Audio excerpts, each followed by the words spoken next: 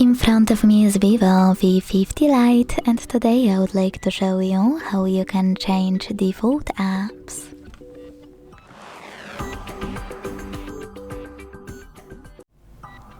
Begin by opening Play Store to download your new default app. I will go with Firefox browser.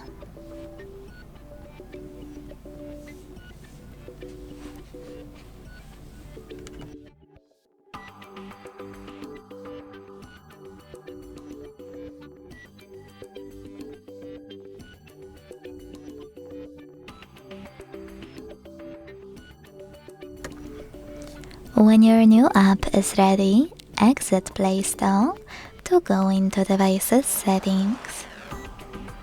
Then scroll down and click on Apps. Now you need to scroll down again, this time to select Default Apps, and tap on one of those sections you wish to manage. In my case, Browser app. Now tap on your new app to apply it, and when you finished, go back. As you can see, after that, my default app has changed.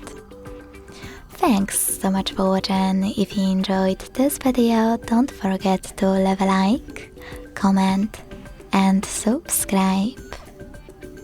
Bye!